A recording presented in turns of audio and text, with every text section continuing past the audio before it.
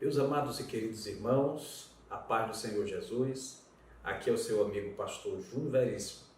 Eu faço parte do colegiado de pastores da Assembleia de Deus em Raposa e somos liderados pelo reverendo Francisco de Assis Vieira dos Santos, a quem agradeço pela oportunidade de representar-lhe aqui. Também quero louvar a Deus pela vida do nosso presidente, pastor Pedro Aldir Damasceno. E também quero agradecer o pastor Osiel Gomes, que é o coordenador da Comissão de Educação e Cultura, por podermos compartilhar um pouco do conteúdo que será aqui exposto, na verdade, para esse próximo domingo, desse nosso assunto que é tão relevante para todos nós. Vamos falar sobre a fragilidade humana e a soberania divina a partir da vida de Jó. E mais especialmente, a segunda lição, quem era Jó, né? Então, nosso objetivo é acrescentar algo a mais, além do material que você já pode encontrar na revista O Ensinador Cristão, além do material que você pode encontrar no livro de apoio da lição e da nossa lição, né? Jó, de fato, é um personagem emblemático. Como disse o comentarista da lição, falar sobre a vida de Jó é andar em solo sagrado. Existe ainda muita divergência entre os historiadores, os estudiosos, acerca da autoria e da data do livro. Não há uma unanimidade. O fato é que nós temos referências da historicidade de Jó no livro de Ezequiel, capítulo 14, versículo 14, e também no livro de Tiago. E também os pais da igreja que viveram no segundo, terceiro e quarto século fizeram menção sobre a vida de Jó. Por exemplo, Clemente de Alexandria, que viveu no século II, ele disse que Jó era uma representação de um cristão perfeito. Então perceba que mesmo ainda havendo certa divergência quanto à historicidade de Jó, os pais da igreja já faziam referências à vida de Jó e à sua obra. Nós também vemos Agostinho de Hipona, no século IV, via Jó como um homem consciente de seu pecado, apesar de sua retidão. Tomás de Aquino destaca que a história de Jó jamais poderia ser entendida como uma parábola, tendo em vista a grande quantidade de detalhes sobre a sua vida e sobre a sua obra. Então note que nós citamos aqui apenas 3 dos inúmeros pais da igreja que fizeram menção de Jó em suas citações. Jó viveu na terra de Uz, né? Todos nós sabemos que Uz fazia parte do lado leste, ficava a leste de Canaã. Não se pode precisar com exatidão se ficava a norte da Arábia ou mais próximo de Damasco. O fato é que ficava do lado leste de Canaã. E Jó era um daqueles personagens que nós poderíamos chamar hoje de um sheik. Se Jó estivesse vivo em nossos dias, ele seria conhecido como um sheik. Se ele estivesse vivo em nossos dias, certamente ele estaria aí nas páginas das revistas famosas, da Forbes, por exemplo, como um dos homens mais ricos do mundo. No entanto, Jó era diferente das pessoas de seu tempo. Por quê? Porque Jó, além de ser um homem extremamente rico, era um homem temente a Deus, que servia ao Deus único e verdadeiro. Jó também era um homem extremamente sábio.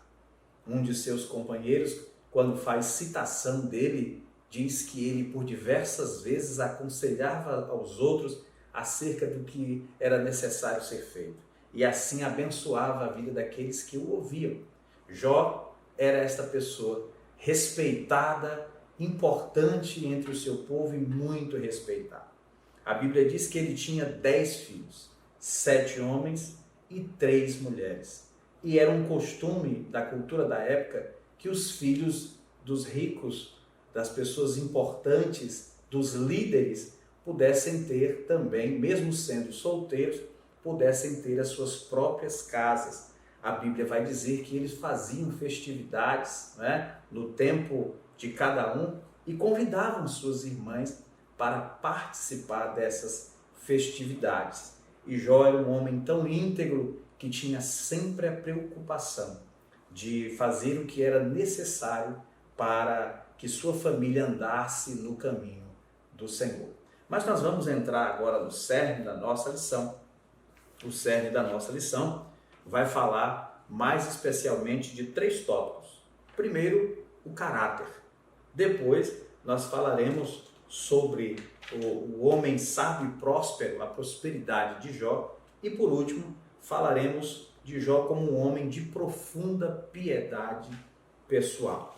Se nós nos apropriarmos do texto de Jó, capítulo 1, versículo 1 ao 5, nós vamos ver que havia um homem na terra de Uz, cujo nome era Jó, e este era um homem íntegro, reto, temente a Deus e que se desviava do mal.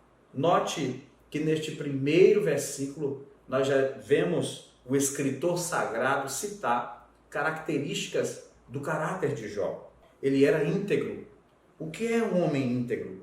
Olha, segundo o dicionário, a palavra íntegro vem do hebraico tam, que traduzido como íntegro possui o sentido de completo, dando a ideia de que ele era honesto em tudo, não lhe faltava nada moralmente. A primeira característica do caráter de Jó é que ele era um homem íntegro, que ele era um homem completo moralmente, um homem que não lhe faltava nada, era uma pessoa respeitada por todos. A segunda característica do caráter de Jó é que ele era reto, reto do hebraico, que significa yachá, traduzido dá o sentido de retidão, alguém que caminha sem se desviar do caminho certo. Jó não era um homem que ficava dividido entre 2 pensamentos. Ele tinha e sabia o caminho que precisava seguir, era um homem reto. E o caminho que ele seguia era o caminho da retidão de Deus, da justiça de Deus. A terceira característica do seu caráter é que ele era temente a Deus. A palavra temente a Deus vem do hebraico yari, que traduzido dá o sentido de reverente, respeitoso, não no sentido de ter medo, mas de honrar a Deus em todos os sentidos da sua vida. Veja bem, Jó entendia que a sua vida, o seu respirar, o seu falar, o seu ouvir, a sua força, o seu trabalho, tudo era resultado de temer a Deus, de se relacionar com Deus. Por isso, ele o honrava e o respeitava, porque sabia que ele dependia de Deus. Louvado seja o santo nome do Senhor. E por último, no caráter de Jó, diz que ele se desviava do mal. A palavra desviar vem do hebraico sur, que se traduz literalmente como alguém que muda de direção. Nós não conseguimos imaginar Jó flertando com o pecado. Nós não conseguimos imaginar Jó com 2 pensamentos ou alguém disposto a dançar conforme a música ou conforme o sistema mundano daquela época. Pelo contrário, a Bíblia diz que ele se desviava, ele mudava literalmente, ele evitava o mal. Oh, que característica essencial em nossos dias, na nossa vida, nos desviar do mal. Em meio ao relativismo moral que temos vivenciado, Deus nos convoca a nos desviar do mal, a sair do caminho dos pecadores, a não nos assentar na roda dos escarnecedores. Pelo contrário, ter o nosso prazer na lei do Senhor e na sua lei meditar de dia e de noite, conforme escreve o Salmo 1. Muito bem, você que é professor, superintendente, está nas regiões aí mais remotas do nosso Maranhão, pode ser desafiado pelos seus alunos a fazer a contextualização desses traços do caráter de Jó. Você pode usar alguns exemplos na política, exemplos da vida social, exemplos da universidade, os mais diversos exemplos para ajudar os alunos a fixarem as lições extraídas do caráter de Jó. Muito bem, nós passaremos então agora para o segundo ponto, que é a prosperidade de Jó. Nós já mencionamos aqui que se Jó vivesse em nossos dias, ele seria contado como uma pessoa ao lado de Bill Gates, com Mark Zuckerberg, com os magnatas do petróleo, os homens mais ricos do mundo. Verdadeiramente, o nosso exemplo de perseverança e resiliência era o homem mais rico do Oriente. Se ele estivesse hoje aqui no Brasil, ele seria dono de fazendas agrícolas, ele seria dono de fábricas têxtil, ele seria dono de empresas de laticínio, ele seria dono de empresas de transporte, pois a Bíblia diz que ele era dono de camelos, ele era dono de jumentas, ele era dono de ovelhas, ele era dono de muitos e muitos servos. Era um homem extremamente bem sucedido materialmente falando. E nós sabemos que é possível que o homem de Deus também seja bem sucedido materialmente. Constitui-se de fato um grande desafio para os nossos dias mantermos o equilíbrio. Mas Jó é esse exemplo de que é possível você aliar a sua fé em Deus e também a sua força, a sua dedicação e empenho ao seu trabalho para que você possa ser bem-sucedido na sua vida material. Ele é este exemplo, não é? Um homem que era o mais rico do Oriente. Quando Jó passava, as pessoas paravam para ouvi-lo, para vê-lo. Os filhos de Jó gozavam de prestígio, de respeito da comunidade local, porque eram filhos de um homem que era não apenas um homem, um empresário, um sheik, um homem sábio, mas um homem muito reverente.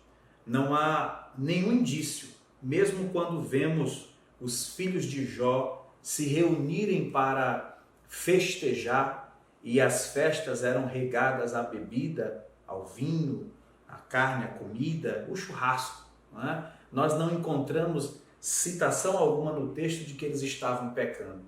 Pelo contrário, nós vemos a preocupação de Jó em sempre manter a família diante do Senhor da forma correta. Uma família harmoniosa, uma família que honrava a Deus, uma família unida e uma família que não deixava de festejar. É claro que o conceito de prosperidade destacado na vida de Jó é perfeitamente aplicável na vida dos cristãos odiernos. Contudo, faz-se necessário a ênfase de que nem sempre a prosperidade de Deus na vida cristã está ligada à fartura de bens e posses. Nós precisamos deixar isso bem claro na mente dos nossos alunos. Você que é professor da Escola Bíblica Dominical, ou mesmo superintendente, quando for fazer a conclusão da lição, deve chamar a atenção dos irmãos, porque nós vivemos em tempos de teologia da prosperidade, em que Deus é obrigado, em que as pessoas acham que Deus é obrigado a nos dar o melhor da terra. E quando mencionam o melhor da terra, se referem aos bens, às posses. E nós sabemos que isso não é verdade. É perfeitamente possível que alguém seja próspero, não sendo cheio de bens, de funcionários, de riquezas como era Jó, e ser perfeitamente próspero. Ter a sua esposa, seus filhos em sua casa, ter o seu trabalho, ter o necessário para viver, para vestir, para comer e ser próspero na presença de Deus. Ser um exemplo, inclusive, para a sociedade. Embora não seja cheio de posse, mas é um exemplo para a sociedade. Nós precisamos desmistificar isso. Você pode sim ser próspero sem necessariamente ser uma pessoa cheia de bens e posses. Você, sem dúvida nenhuma, poderá servir como um instrumento nas mãos do Senhor. Amém? Muito bem. Nós precisamos chamar a atenção acerca desse assunto. Nós vamos encontrar, inclusive, no Salmo 73, quando no Salmo de Asaf, ele começa a declarar a sua insatisfação por servir a Deus e fazer o bem e não ter riqueza. Enquanto que ele faz uma comparação com o rico, que era pagão, ímpio, não servia a Deus, reprimia as pessoas, tomava o que não era seu, mas no final ele entende pelo Espírito de Deus que melhor é servir ao Senhor, que melhor é andar na presença do Senhor, porque a recompensa do ímpio sem Deus está na terra, mas a recompensa do crente fiel é nas mansões celestiais que aguardam aqueles que aceitaram a Jesus como seu único e suficiente Salvador. Portanto, meus amados, que sirva de exemplo para nós o Salmo 73 acerca dessa prosperidade. Amém? Muito bem. Vamos passar agora para o ponto 3, a vida piedosa de Jó. Jó é apresentado nessa história como um guia espiritual da sua família. Nós já mencionamos, inclusive o pastor que nos sucedeu na lição passada mencionou que Jó viveu no período patriarcal, que é anterior à aliança, o sacerdócio levítico. E por ter vivido no período patriarcal, Jó não era apenas um homem sábio e rico, Jó também era o sacerdote da sua casa, da sua família. Era um homem, um guia espiritual, era aquele que conduzia a sua família à presença de Deus, a buscar o Senhor. Uma prática muito comum nesse período. Apesar de não haver evidência de relação com Abraão, é notório que Jó adorava Yahvé, o Deus único e verdadeiro. E que o estilo de vida real de Jó não queria dizer que seus filhos eram pessoas que viviam desordenadamente. Pelo contrário, como já mencionamos, Jó se esforçava para que a sua família vivesse sempre na presença do Senhor. Não é? Veja o que diz o texto: e se levantava de madrugada e oferecia holocaustos segundo o número de todos eles. Porque dizia Jó: porventura pecaram meus filhos e amaldiçoaram a Deus no seu coração. Assim fazia Jó continuamente. Nos textos seguintes você vai perceber que ele oferecia um sacrifício por cada filho. Para quê?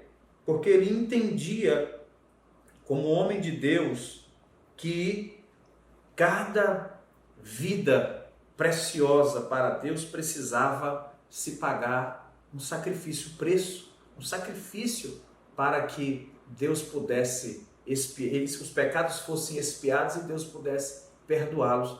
Lembremos, inclusive, de 2 Samuel, quando Davi, depois de ter cometido o erro de contar o povo, de enumerar o povo, Deus enviou um castigo para Davi.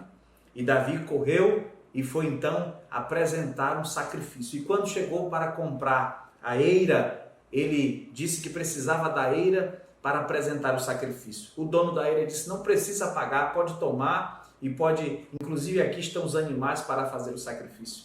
Mas Davi disse: longe de mim apresentar a Deus algo que não me custe nada. Tudo que fazemos para Deus há um preço a ser pago, e se quisermos honrar e agradar a Deus, nós precisamos pagar o preço de uma vida de oração, uma vida de simplicidade diante do Senhor, uma vida de benevolência, de piedade. É evidente que não há aqui qualquer condenação à realização de festividades. O problema não eram as festividades que os filhos de Jó realizavam. O problema é que a vida e o compromisso de Jó com Deus era tão grande que a simples possibilidade, veja o que era o caráter de um homem que temia a Deus, a simples possibilidade de seus filhos cometerem um pecado, de amaldiçoarem a Deus, o que era uma prática muito comum naquela região, ele já se levantava de madrugada e antes mesmo de constatar a veracidade desse pensamento, ele já se dispunha a oferecer o sacrifício. Isso não era demonstração de que eles estavam pecando, mas era uma demonstração de que Jó queria sempre nutrir o seu relacionamento com o Deus único e verdadeiro. Por fim, percebemos que Jó era um homem de oração, pois acordava ainda de madrugada para falar com Deus, pois entendia que tudo que possuía ou viesse a possuir dependia do seu relacionamento com Deus. Nós não podemos viver em pleno século XXI e achar que a prosperidade ela é tão somente um resultado das obras de nossas mãos. Trabalhar, trabalhar, trabalhar.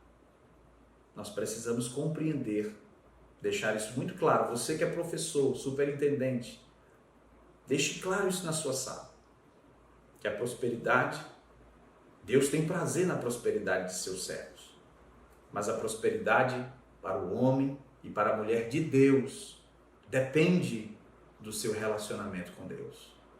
Nós precisamos, a exemplo de Jó, nutrir, assim como o agricultor que nutre, que rega a sua plantação, nós precisamos diariamente nutrir o nosso relacionamento com Deus. Assim, nós seremos prósperos. Seja você na área do comércio, seja você na área lá, você que é empresário, microempreendedor individual, seja você que é agricultor, seja você que tem a loja de roupa, de calçado, nos mais diversos segmentos. Nutra o seu relacionamento com Deus, honre a Deus com as suas primícias e o Senhor te abençoará. Não como resultado de você oferecer primícia, mas como resultado da devoção e do relacionamento que você nutre com o Senhor. Que o Senhor te abençoe e te guarde e que esta lição sirva para edificar a sua vida. Compartilhe essa lição, o teor dessa lição com o seu vizinho, com o seu colega da faculdade. Compartilhe essa lição com o seu colega lá da rua, mas não deixe de compartilhar essa verdade que já se passaram milênios e milênios e ela continua atual, promovendo mudança na minha vida, na sua vida e na vida de todos aqueles que precisam. Que o Senhor te abençoe e te guarde. Em nome de Jesus. Amém.